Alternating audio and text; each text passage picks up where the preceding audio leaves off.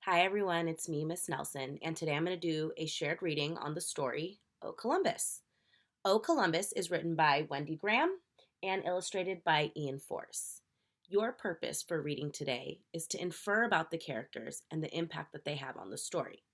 But before we begin, I want to go over the 6 processes of reading. First, we think deeply about meaning. How can we make sure we understand the book?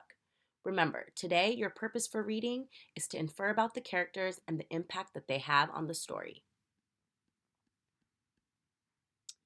Anticipate and maintain meaning. How will we preview the text? We can look at the cover, look through the pictures, or even put the text back in our head.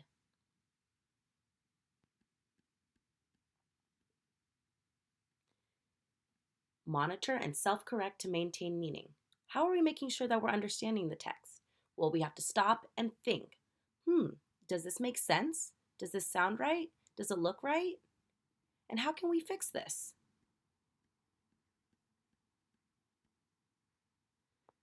Solve words to maintain meaning.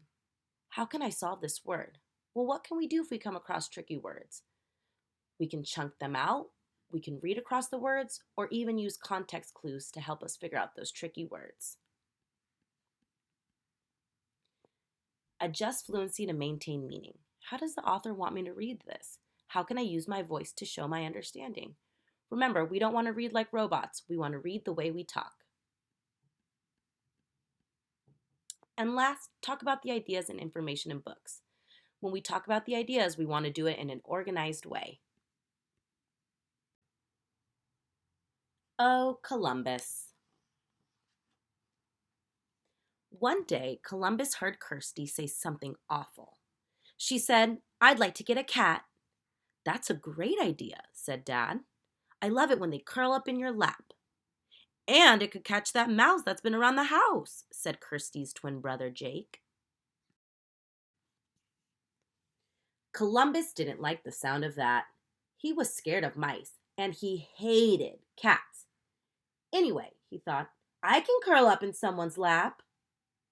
Columbus made a leap for Dad's lap, but he missed. Coffee and Columbus went everywhere. "Oh, Columbus," cried everyone. The next day, they got the new cat. Her name was Isabella. "Isn't she lovely?" said Mom. "Isn't she cute?" said Jake. "Isn't she horrible?" thought Columbus. Isabella began to have a drink from Columbus's water bowl. Columbus raced at her, barking, and she shot up the nearest tree. "Oh, Columbus," shouted Mom, and she took Isabella inside. Columbus pawed at the door and whined. Then he noticed that the kitchen window was open. "I could jump through there," he thought. "That's what a cat would do." He took one big leap and he was stuck. "Oh, Columbus," cried Kirsty. When Kirsty and Jake came outside again, Isabella came too. She smooched around their legs. "I can smooch just like that old cat," Columbus thought. Columbus rubbed his head on Jake's legs. Jake fell over and his ball bounced on Columbus's tail. Columbus yelped and ran around the garden in circles. "Oh, Columbus," sighed Jake.